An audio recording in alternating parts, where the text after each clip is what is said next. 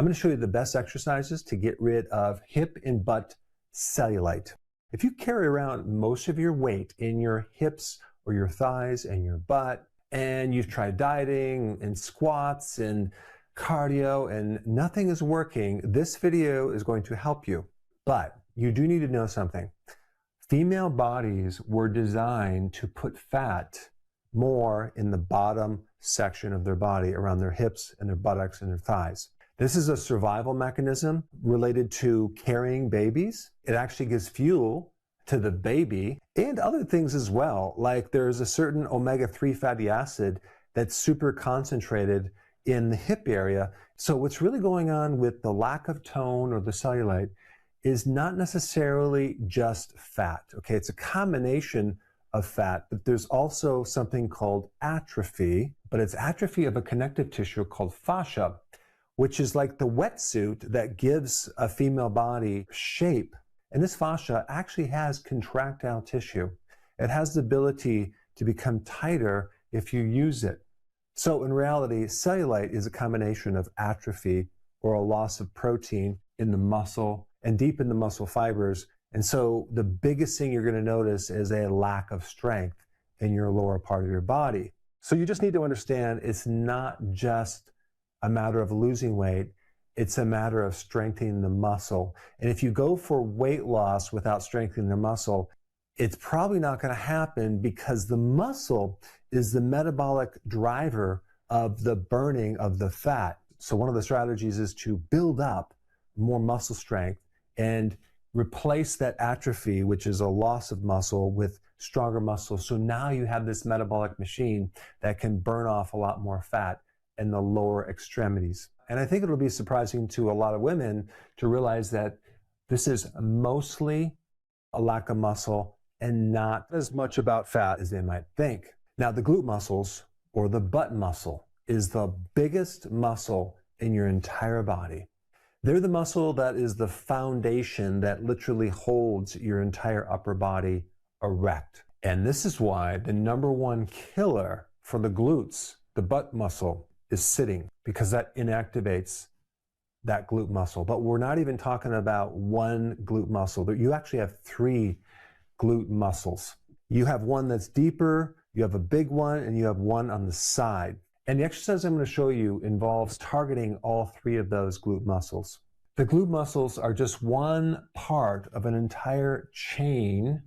Okay, we're going to call it a chain from your foot to your knee to your hip to your back, where all of this fascia is connected. And this is why glute exercises only target a small percentage of this problem. So we're going to build up these muscles. And what you're probably going to notice is initially not much weight loss. Initially, you should be focusing on your strength, because that's the first thing that's going to come back. Because think about what atrophy is. You're missing muscle. Muscle is actually heavier by volume than fat. So when you regain muscle back, are you going to lose more weight?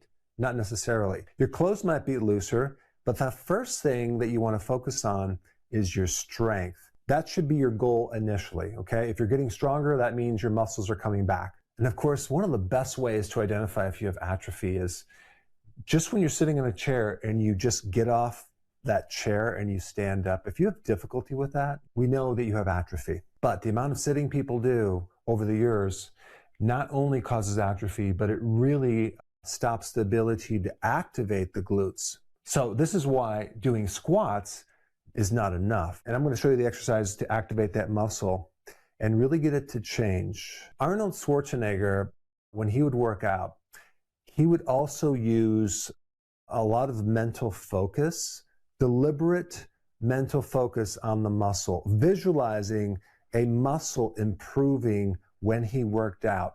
Now, at first you might think, that's not going to really do anything.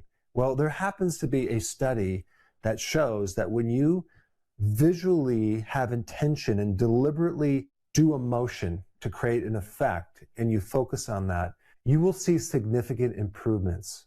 So that's another thing I want you to do when you do these exercises. Visually picture in your mind your hips and your buttocks getting toned, getting stronger, and envision the end results of what you want it to look like. One key thing I want to mention before we get into the exercises is this is very, very important.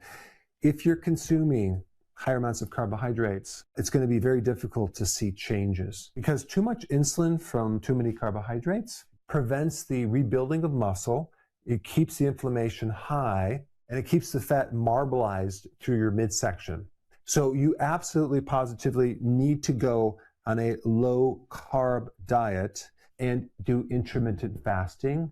I would even recommend doing 1 meal a day and fasting for 23 hours if you really are serious about getting to your end result goal. All right, so now let's dive right into the exercises and show you how to do them. Let's start with this first exercise. This is called the banded clamshell. You'll take a band that's just above your knees. This is going to specifically target the outer part of your thigh and your hip. If you've never done this before, it's actually very difficult, but over a period of time, it'll be easier and easier and easier. And as you fan your knee outward, just slowly come down. You're going to be doing one side and then do the other side. But I want to just give you a quick overview of how easy this is. You're just going to be doing 4 exercises. This next one is called banded glute bridge. You're going to take the same band that you had, put it just above your knees. You'll be laying on your back, and now you're going to be contracting your buttocks, controlled movements back and forth. And then at the end of the movement, contract your buttocks as hard as you can, and then relax it, bring it down, and then just repeat. And the third exercise is called lateral band walk. You're going to walk 4 to 5 steps to your right side with slow and controlled motions, and then 4 or 5 steps to the left side, and you go back and forth and back and forth. This exercise is really going to create toning in the outside of your thighs and the outside of your buttocks. In this last exercise called deep squat with side shift, you're simply going to be squatting with your elbows between your knees, and then you're going to be squatting, shifting to the left and to the right, slowly back and forth. Because you're in a squatting position, you're activating all sorts of muscles. It's also good for lower back pain and also to activate muscles that you probably haven't worked in a very long time. And now I want to show you the absolute best exercises to tone your arms, okay? And for that information, watch this video right now, right here. Check it out.